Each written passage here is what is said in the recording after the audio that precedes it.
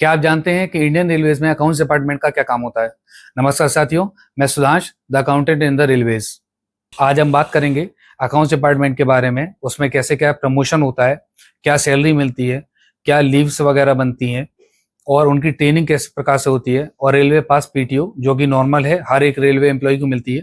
इन सब की जानकारी लेंगे और स्पेशली मैं इस पे प्रेशर करना चाहूँगा कि इनका वर्क प्रेशर कैसे क्या होता है और इनको पावर्स क्या मिलती है। अकाउंट्स डिपार्टमेंट की रेलवेज में क्या पावर्स होती हैं, वो मैं स्पेसिफिक आपको बताने की कोशिश करूंगा। और ये सारे टॉपिक्स हम छोटी छोटी वीडियोस के थ्रू कवर करेंगे।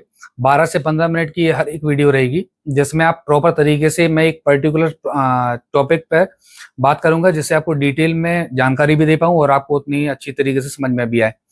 तो आज का हमारा स्पेशल टॉपिक रहेगा प्रमोशन का, कि अकाउंट्स डिपार्टमेंट में कहाँ से लेके कहाँ तक प्रमोशन होता है, किस किस लेवल से स्टार्ट होता है और किस लेवल तक जा सकते हैं हम अकाउंट्स डिपार्टमेंट में। तो चलिए शुरुआत करते हैं। अकाउंट्स डिपार्टमेंट की सबसे स्टार्टिंग की पोस्ट होती है अकाउंट क्लर्क। ये लेवल 2 की जॉब होती है, 1900 पे ग्रेड की। इसमें क्या है, इसमें प्रमोशन के लिए अपेंडिक्स 2A का एग्जाम देना पड़ता है। इसके लिए 6 अटेम्प्ट मिलते हैं।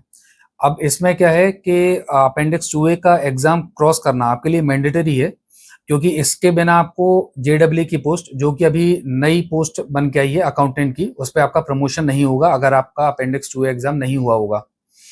अच्छा, अब हम बात करते हैं अकाउंट्स क्लर्क से प्रमोशन जो होगा आपका। मैं आपको बता चुका अकाउंटेंट पे होगा। अभी जो मैंने आपको बताया कि अपेंडिक्स 2A का जो आपको एग्जाम देना पड़ता है अकाउंट क्लर्क से लेके जेडब्ल्यू बनने के लिए, उसके लिए कुछ एलिजिबिलिटी है। उसमें आपको रेलवे को ज्वाइन करे हुए 6 मंथ हो जाने चाहिए, और इसके साथ ही साथ आपकी ट्रेनिंग होती है जो 45 डेज की होती है मोस्टली, वो आपकी कंप्लीट होना अति आवश्यक है। इसी के बाद आपको अपेंडिक्स 2A का एग्जाम देने को मिलता है। और अपेंडिक्स 2A एग्जाम देने के बाद आप, जब वैकेंसी खाली होगी ऊपर की, मतलब जेडब्ल्यू की पोस्ट जब खाली होगी, तब आपको अकाउंट क्लर्क से लेके प्रमोट किया जाएगा और वो आपको जेडब्ल्यू बना दिया जाएगा, जो भी पोस्ट अकाउंटेंट की है। अकाउंट क्लर्क से प्रमोशन आपका अकाउंटेंट पे हो जाएगा। अकाउंटेंट की पोस्ट डायरेक्ट आरआरबी एनटीपीसी के थ्रू होती है, और ये प्रमोटी भी होते हैं। जो अकाउंट्स क्लर्क होते हैं वो भी प्रमोशन लेके आपके जेडब्ल्यू की पोस्ट पे आते हैं, और आरआरबी एनटीपीसी के थ्रू भी डायरेक्ट लेवल 5 की जॉब आपको मिलती है, जो कि अभी अकाउंटेंट की पोस्ट है, पहले ही जेडब्ल्यू के नाम से आई थी। 2800 पे ग्रेड की ये जॉब है।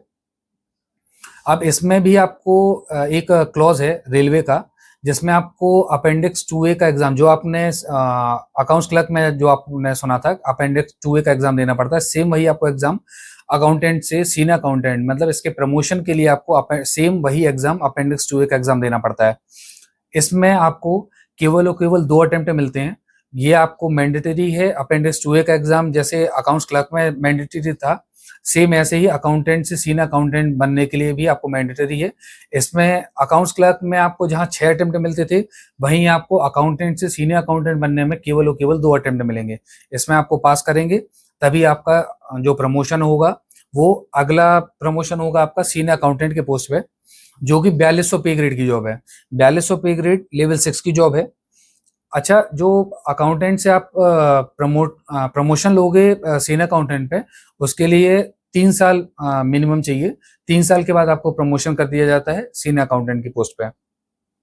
अब बात करते हैं सीनियर अकाउंटेंट जब आप बन जाओगे। सीनियर अकाउंटेंट से आप एक अपेंडिक्स, ये अभी अपेंडिक्स 2A का एग्जाम चल रहा था, अभी आप अपेंडिक्स 3A का एग्जाम दोगे, वो आप सीनियर एसओ की पोस्ट पे जाओगे। यहाँ से प्रमोशन आपका सीनियर एसओ की पोस्ट पे होगा, जो कि लेवल 8 की जॉब है, वो 4800 पे ग्रेड की जॉब है। इसमें सीनियर एसओ का जो नाम है वो वरिष्ठ अनुभाग अधिकारी का भी होता है।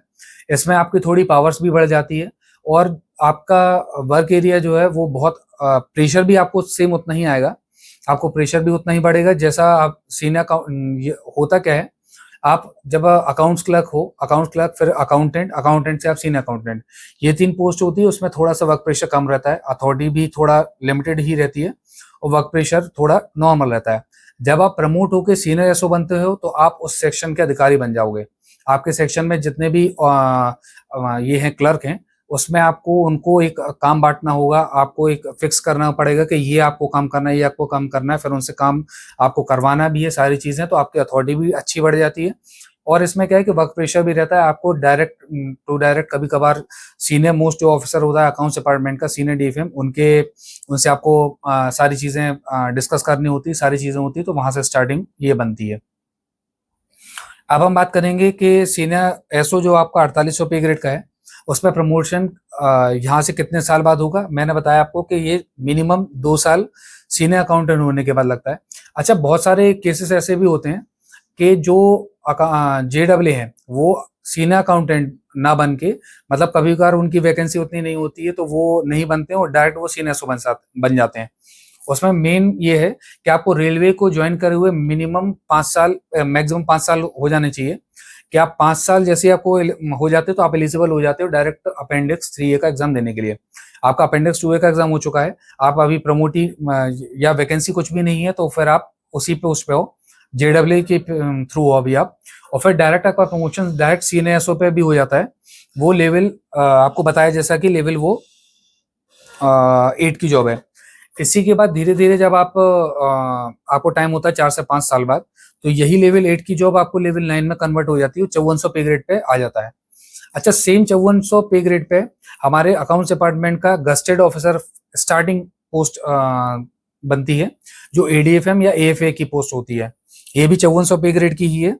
इसमें क्या है कि आपको प्रॉपर एक कैबिन मिल जाता है, इसमें अथॉरिटी बहुत ज्यादा बढ़ जाती है, आपको वर्क प्रेशर भी उतना ही होगा जितना आपको सीनियर एसओ में आपको थोड़ा बहुत कंपैरिजन में सीनियर एसओ में ज्यादा था, लेकिन सीनियर एसओ से लेके आप जितने भी ऊपर अधिकारी बनोगे आपके पास वर्क प्रेशर भी उतना ही ज्यादा होगा। क्योंकि ये फर्स्ट गजेटेड ऑफिसर हो जाता है, आपको जो भी काम करवाना है एक अथॉरिटी के साथ कराना रहेगा, वो ADFM की पोस्ट कहलाती है। अच्छा, सीनियर एसओ से ADFM बनने के लिए आपको LDC का एग्जाम देना पड़ता है, वो मैंडेटरी है और वो बहुत टफ एग्जाम होता है। आप LDC के एग्जाम के बिना आप ADFM नहीं बन पाओगे या AFA नहीं बन पाओगे। ADFM का फुल फॉर्म मैं आपको बताता चलूं, उसका फुल फॉर्म होता है असिस्टेंट डिवीजन फाइनेंस मैनेजर, और AFA का होता है असिस्टेंट फाइनेंशियल एडवाइजर। आप जब AFA बनते हैं या ADFM बनते हैं, एक्चुअली AFA और ADFM में अलग अलग है। जो डिवीजन में रहता है वो ADFM कहलाता है, और जो हेडक्वार्टर में रहता है वो AFA, assistant division finance manager. ADFM division का है इसलिए ADFM है वो, और AFA में क्या है कि वो असिस्टेंट फाइनेंशियल एडवाइजर है, वो हेडक्वार्टर में बैठते हैं। तो ये दोनों चीज थी, ADFM और AFA, जो आप LDC के थ्रू सीनियर एसओ से आप प्रमोट हो, मतलब प्रमोट नहीं, आपको एग्जाम देना पड़ेगा। एग्जाम के बाद आप जिस हिसाब से वैकेंसी रहेगी उसका टफ कंपटीशन भी होता है, उसके थ्रू आप AFA या ADFM बनेंगे। ADFM से जो भी आपका प्रमोशन होगा वो कोई भी एग्जाम के थ्रू नहीं होगा, वो धीरे धीरे जैसे होता है जब आपकी ऊपर की वैकेंसी खाली होती है, तो आप ADFM से 5 से 7 साल के बाद लगभग लगभग आपका अगर सीटें खाली हुई तो आप DFM की पोस्ट पे बन जाओगे। डीएस का बेस होता है कि आपके ऊपर की वैकेंसी कितनी है, तो उसके हिसाब से आपको सॉरी, आपको 5 से 7 साल बाद आपको DFM की पोस्ट मिलेगी। अच्छा, ये लेवल 10 की जॉब होती है और 5400 पे ग्रेड की जॉब होती है। अब DFM या सीनियर AFA जब आप बनोगे, अब इसके बाद जो आपका प्रमोशन होगा वो 7 से 8 साल लग सकता है इसमें, वो बनता है senior DFM। Senior DFM accounts department की सबसे ऊंची पोस्ट होती है, इसका मतलब अकाउंट्स डिपार्टमेंट का हेड होता है सीनियर DFM डिवीजन में। तो जहां DFM का डिवीजन फाइनेंशियल मैनेजर था, वहीं सीनियर DFM में सीनियर फाइनेंस डिवीजन मैनेजर हो जाएगा। अच्छा, अब यहाँ जो सीनियर FA की पोस्ट थी वो वहां जाके डिप्टी FA एंड CEO कहलाएगी। डिप्टी FA एंड CEO का है financial advisor, deputy financial advisor और चीफ अकाउंट्स ऑफिसर। ऑब्लिक में रहता है, ये दोनों एक ही मतलब लगभग पोस्ट है, इक्विवेलेंट पोस्ट है। लेवल 11 की पोस्ट है ये, वो 6600 पे ग्रेड का है ये। तो इस प्रकार से मैंने आपको बताया कि प्रमोशन अकाउंट्स डिपार्टमेंट में स्टार्टिंग से लेके लास्ट तक कैसे क्या होता है। टॉप मोस्ट हमारी पोस्ट है सीनियर DFM की, जो डायरेक्ट UPSC के थ्रू भी होती है, UPSC के थ्रू ही होती है एक्चुअली। ये IRAS ऑफिसर कहलाते हैं, इंडियन रेलवे अकाउंट्स सर्विसेज, इसके थ्रू डायरेक्ट आते हैं। जो मैंने आपको बीच में अभी बताया था कि जो DFM की पोस्ट या ADFM की पोस्ट है उसमें प्रमोशन क्यों लेट होता है, उसका मेन वजह है डायरेक्ट IRAS ऑफिसर का आ जाना।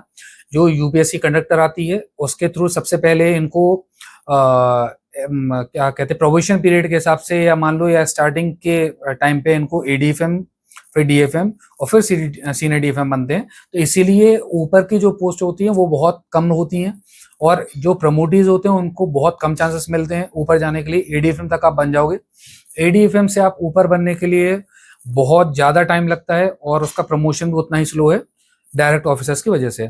तो आज का हमारा टॉपिक कंप्लीट हुआ प्रमोशंस के बारे में। ऐसे भी हम और भी वीडियोस लेके आएंगे और इससे ज़्यादा जानकारी भी लेके आएंगे।